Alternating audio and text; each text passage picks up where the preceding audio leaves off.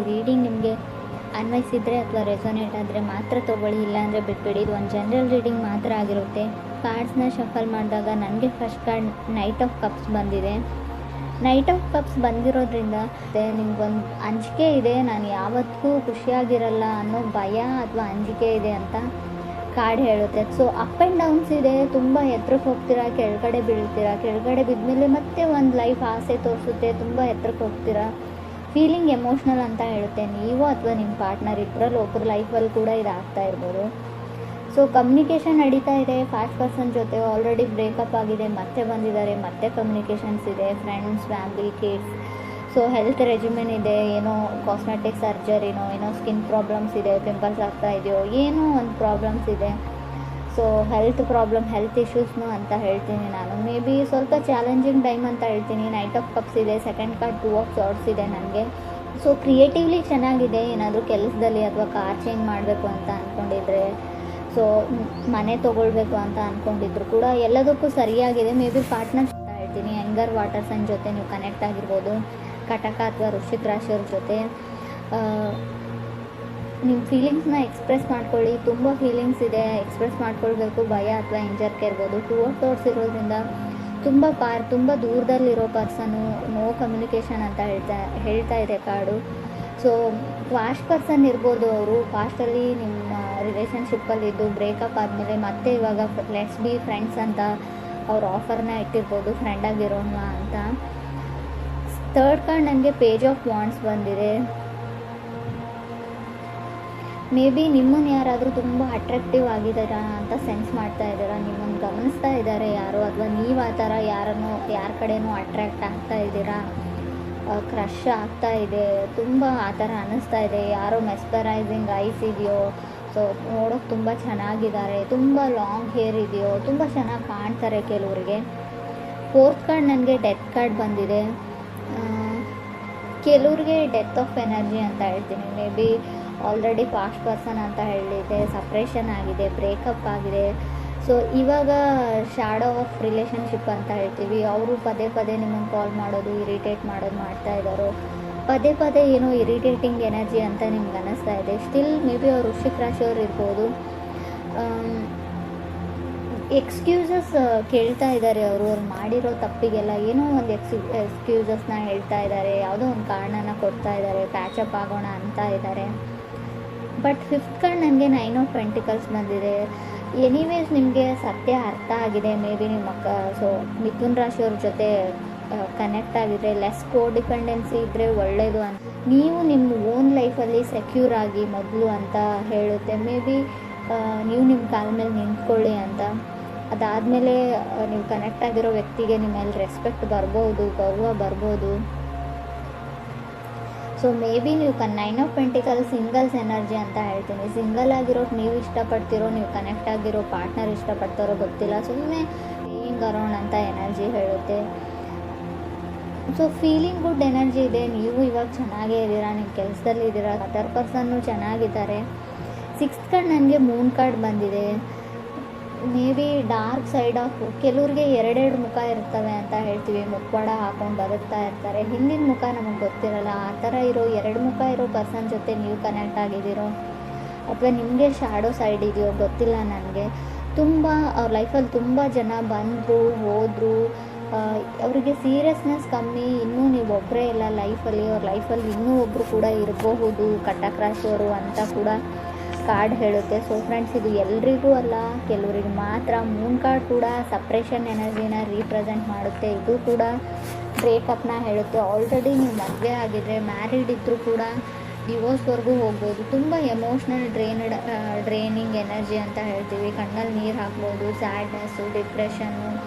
ನಿಮ್ಮ ತಾಯಿ ಜೊತೆ ಜಗಳ ಆಡಿದ್ರೂ ಕೂಡ ಮೂನ್ ಕಾರ್ಡ್ ಬಂದಿರುತ್ತೆ. ತಾಯಿ ಜೊತೆ ಮನಸ್ತಾಪ ಇದ್ದರೆ, ಪೇರೆಂಟ್ಸ್ ಜೊತೆ ಇದ್ದರೂ ಕೂಡ ತುಂಬ ಮಿಸ್ಸಿಂಗ್ ಎನರ್ಜಿ. ನಿಮ್ಮ ಪೇರೆಂಟ್ಸ್ ನಿಮ್ಮನ್ನು ಮಿಸ್ ಮಾಡ್ಕೊಳ್ತಾ ಇದ್ದಾರೆ, ನೀವು ನಿಮ್ಮ ಪೇರೆಂಟ್ಸ್ನ ಮಿಸ್ ಮಾಡ್ಕೊಳ್ತಾ ಇದ್ದರೂ ಕೂಡ ಆ ಕಾರ್ಡ್ ಬಂದಿರುತ್ತೆ. 7th ಕಾರ್ಡ್ ನನಗೆ 5 ಆಫ್ ಸಾರ್ಡ್ಸ್ ಬಂದಿದೆ. 5 ಆಫ್ ಸಾರ್ಡ್ಸು ಕೂಡ ಅದನ್ನೇ ಹೇಳುತ್ತೆ. ಸೊ ಕೇರ್ಫುಲ್ ಆಗಿರಿ. ನೀವು ನಂಬಿರೋ ವ್ಯಕ್ತಿ ನೀವು ನಂಬಿದ ಹಾಗೆ ಇಲ್ಲ, ಎಲ್ಲೋ ಮೋಸ ಹೋಗ್ತಾ ಇದ್ದೀರಾ ನೀವು. ಸೊ ನಿಮ್ಮನ್ನು ಮೂಲೆ ಗುಂಪು ಮಾಡ್ತಾ ಇದ್ದಾರೆ ಜನ ಅಂತ ಹೇಳ್ತಾ ಇದೆ ಕಾರ್ಡು. ಸೊ ನಿಮಗೇನೋ ಹೇಳ್ತಾರೆ, ಬೇರೆಯವ್ರಿಗೇನೋ ಹೇಳ್ತಾರೆ. ಆಲ್ರೆಡಿ ಅವ್ರ ಲೈಫಲ್ಲಿ ಯಾರೋ ಇದ್ದಾರೆ. ಸೊ ಅವ್ರಿಗೂ ಗೊತ್ತಿಲ್ಲ, ನಿಮಗೂ ಗೊತ್ತಿಲ್ಲ. ಸೊ ಏನೋ ನಡೀತಾ ಇದೆ, ನಿಮ್ಗೆ ತಿಳಿದೇ ಇರೋ ಹಾಗೆ ತುಂಬ ಮಿಸ್ಟೀರಿಯಸ್ ಎನರ್ಜಿ ಇದೆ. ಗುಟ್ಟಾಗಿ ಏನೋ ಮಾಡ್ತಾ ಇದ್ದೀರಾ ನೀವು ಅಥವಾ ಅದರ್ ಪರ್ಸನ್ನು, ಅಥವಾ ನೀವು ಕನೆಕ್ಟ್ ಆಗಿರೋ ವ್ಯಕ್ತಿ ತುಂಬ ಜನಗಳ ಮಧ್ಯೆ ಇರ್ತಾರೆ. ಫ್ಲರ್ಟ್ ಮಾಡೋ ಟೈಪ್ ಆಫ್ ಪರ್ಸನ್ ಇದ್ದಾರೆ ಅವರು. ಹುಷಾರಾಗಿರಿ, ಮೋಸ ಹೋಗ್ತಾ ಇದ್ದೀರಾ ಅಂತ ಕೂಡ ಕಾರ್ಡ್ ಹೇಳ್ತಾ ಇದೆ. ಬಿಕಾಸ್ ನಾನು 5 ಆಫ್ ಸೋರ್ಟ್ಸ್ನ ಒಂದನ್ನೇ ಕನ್ಸಿಡರ್ ಮಾಡಿ ಇದನ್ನು ಹೇಳ್ತಾ ಇಲ್ಲ. 8 ಕಾರ್ಡ್ ನನಗೆ 7 ಆಫ್ ಸೋರ್ಟ್ಸ್ ಬಂದಿದೆ. ಇಟ್ಸ್ ಓವರ್ ಅಂತ ಹೇಳ್ತಾ ಇದೆ. ಸೊ ಆ ಪರ್ಸನ್ನ ಬಿಟ್ಬಿಡಿ.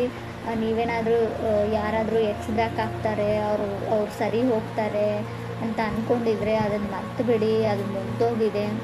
ಯಾವುದಾದ್ರೂ ಮೆಸೇಜಿಗೆ ವೆಯ್ಟ್ ಮಾಡ್ತಾಯಿದ್ರೆ, ಯಾರ್ದಾದ್ರೂ ಕಾಲಿಗೆ ವೆಯ್ಟ್ ಮಾಡ್ತಾಯಿದ್ರೆ ಖಂಡಿತ ಅವ್ರು ನಿಮಗೆ ಮೆಸೇಜ್ ಬ್ಯಾಕ್ ಮಾಡಲ್ಲ, ಕಾಲ್ ಬ್ಯಾಕ್ ಮಾಡಲ್ಲ. ಮಾಡಿದರೂ ಕೂಡ ಅವ್ರು ಸರಿ ಹೋಗಿರಲ್ಲ.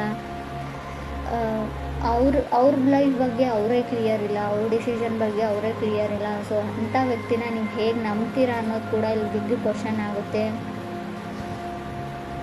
ಸೊ ತುಂಬ ಸಿಟ್ಟು ಬರ್ತಾ ಇದೆ.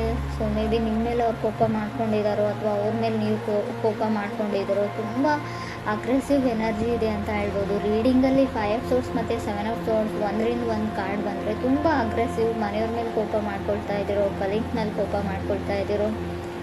ಸೊ ಏನನ್ನೇ ಹೇಳಿ, ನೀವು ಯಾವುದನ್ನೇ ಹೇಳಿದ್ರು ಕೂಡ ತೊಗೊಳ್ಳೋಕೆ ರೆಡಿ ಇಲ್ಲ. ಕ್ಯಾಶುವಲಾಗಿ ಯಾರಾದರೂ ಮಾತಾಡೋಕ್ಕೆ ಬಂದರೂ ಅವ್ರ ಮೇಲೆ ಕೂಡ ರೇಗ್ ಬಿಡ್ತೀರಾ ಇತ್ತೀಚೆಗೆ ಅಂತ ಕಾರ್ಡ್ ಹೇಳ್ತಾ ಇದೆ. 9th ಕಾರ್ಡ್ ನನಗೆ ಹ್ಯಾಂಗ್ಮ್ಯಾನ್ ಬಂದಿದೆ. ಸೊ ನೀವು ಯಾವುದಕ್ಕಾದರೂ ವೆಯ್ಟ್ ಮಾಡ್ತಾಯಿದ್ರೆ ಇನ್ನೂ ನಿಧಾನನೇ ಹೇಳುತ್ತೆ ಕಾರ್ಡು. ಹ್ಯಾಂಗ್ಮ್ಯಾನ್ ಇರೋದ್ರಿಂದ ತುಂಬ ಸ್ಲೋ ಮೂವಿಂಗ್ ಎನರ್ಜಿ ಇದೆ. ಆ ವ್ಯಕ್ತಿ ಬಂದರೂ ಕೂಡ ತುಂಬ ವರ್ಷನೇ ಆಗುತ್ತೆ ನಿಮ್ಮ ಲೈಫಲ್ಲಿ ಬರೋದಕ್ಕೆ.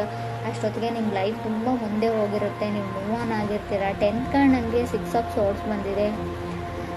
6 ಆಫ್ ಸೋರ್ಟ್ಸ್ ಕೆಲವೊಮ್ಮೆ ತುಂಬ ಕಾಂಪ್ರಮೈಸ್ ಆಗೋ ಎನರ್ಜಿನ, ಆಲ್ರೆಡಿ ನೀವು ತುಂಬ ವಿಷಯಗಳನ್ನ ಬಿಟ್ಕೊಟ್ಟಿದ್ದೀರಾ, ತುಂಬ ಎಫರ್ಟ್ ಹಾಕಿದ್ದೀರಾ ಈ ರಿಲೇಷನ್ಶಿಪ್ಗೆ, ತುಂಬ ಕಾಂಪ್ರಮೈಸಸ್ನ ಆಗಿದ್ದೀರಾ ಅಂತ ಕೂಡ ಕಾರ್ಡ್ ಹೇಳುತ್ತೆ ಇದನ್ನು ಉಳಿಸ್ಕೊಳ್ಳೋಕ್ಕೆ. ಸೊ ಇವಾಗ ನಿಮ್ಗೆ ರಿಯಲೈಸ್ ಆಗ್ತಾ ಇದೆ ನೀವೇನೇನು ತಪ್ಪು ನಿರ್ಧಾರಗಳನ್ನ ತೊಗೊಂಡಿದ್ದೀರಾ, ಯಾವ ಥರ ಆ ಪರ್ಸನ್ ನಿಮ್ಮನ್ನು ಯೂಸ್ ಮಾಡಿಕೊಂಡ್ರು, ಗ್ರ್ಯಾಂಟೆಡಾಗಿ ತೊಗೊಂಡ್ರು. ಸಮ್ಟೈಮ್ಸ್ ನೀವು ಓವರ್ ಎಮೋಷ್ನಲ್ ಆಗ್ತಿರೋ, ಅದರ್ ಪರ್ಸನ್ ಓವರ್ ಎಮೋಷ್ನಲ್ ಆಗ್ತಾರೋ. ತುಂಬ ಎಮೋಷ್ನಲಿ ಡ್ರೈನಡ್ ಎನರ್ಜಿ ಅಂತ ಹೇಳ್ತೀನಿ. 11th ಕಾರ್ಡ್ ನನಗೆ 10 ಆಫ್ ಕಪ್ಸ್ ಬಂದಿದೆ. ಮೇ ಬಿ ನೀವು ಅಂದ್ಕೊಂಡಿರ್ಬೋದು ಆ ವ್ಯಕ್ತಿ ನಿಮ್ಮನ್ನು ಮದುವೆ ಆಗ್ತಾರೆ, ಆಫಿಷಿಯಲಿ ನೀವು ಒಂದು ಮ್ಯಾರಿಡ್ ಲೈಫಲ್ಲಿ ಇರ್ತೀರ ಅಂದರೆ ಅದು ಒಂದು ನಿಮ್ಮ ಡ್ರೀಮು ಅಂತ ಹೇಳ್ತಾ ಇದೆ. ಕನಸು ಆ ಥರ ಆಗಲ್ಲ. ಸೊ ಆಲ್ರೆಡಿ ಅವ್ರ ಲೈಫೇ ಒಂದು ಮೆಸ್ ಇದೆ, ಗೊಂದಲದ ಗೂಡಾಗಿದೆ ಅವ್ರ ಲೈಫು. ಅವ್ರ ಲೈಫಲ್ಲಿರೋ ಪ್ರಾಬ್ಲಮ್ಸ್ನ ಅವ್ರು ಸಾಲ್ವ್ ಮಾಡಿಕೊಂಡು ಹೊರಗಡೆ ಬರೋದು ತುಂಬ ಕಷ್ಟ.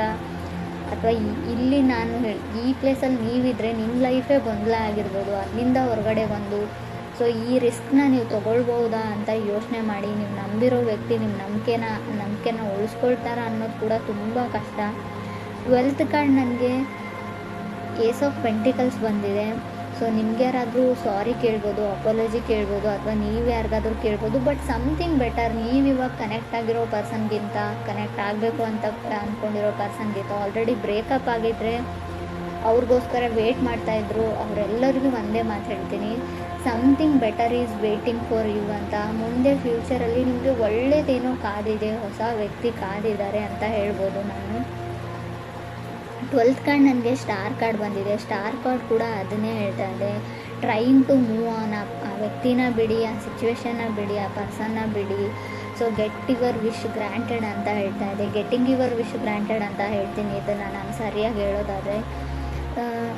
If this person come to you, ಆ ವ್ಯಕ್ತಿ ನಿಮ್ಮ ಹತ್ರಕ್ಕೆ ಬಂದರೆ, ಸೊ ರೈಟ್ ನಾವು ನಾನು ಬ್ಯುಸಿಯಾಗಿದ್ದೀನಿ, ಇದ್ರ ಬಗ್ಗೆ ಎಲ್ಲ ಯೋಚನೆ ಮಾಡಲ್ಲ ಅಂತ ಹೇಳಿ ಅಂತಲೇ ಕಾರ್ಡ್ ಹೇಳ್ತಾ ಇದೆ. ಮೇ ಬಿ ನೀವೇನಾದರೂ ಈ ಬಾರಿ ಕಮಿಟ್ ಆದರೆ, ಈ ಬಾರಿ ಆ ವ್ಯಕ್ತಿ ಮಾಡಿರೋ ತಪ್ಪುಗಳನ್ನೆಲ್ಲ ಕ್ಷಮಿಸಿ ಅವ್ರ ಜೊತೆಗೆ ಹೋದರೆ ಖಂಡಿತ ಲೈಫಲ್ಲಿ ಖುಷಿಯಾಗಿರ್ತೀರ ಅಂತ ನಾನು ಗ್ಯಾರಂಟಿ ಕೊಡೋಲ್ಲ. ಆಲ್ರೆಡಿ ಟೋಟಲ್ ಮೆಸ್ ಅಂತ ಹೇಳ್ತೀನಿ. ತುಂಬ ಗೊಂದಲಗಳಿವೆ, ತುಂಬ ಡಿಫಿಕಲ್ಟೀಸ್ ಇದೆ, ಚಾಲೆಂಜಸ್ ಬರ್ಬೋದು ಲೈಫಲ್ಲಿ. ಯೋಚನೆ ಮಾಡಿ ರಿಸ್ಕ್ ತೊಗೊಳಕ್ಕೆ ರೆಡಿ ಇದ್ದರೆ ನಿಮ್ಮ ಇಷ್ಟ.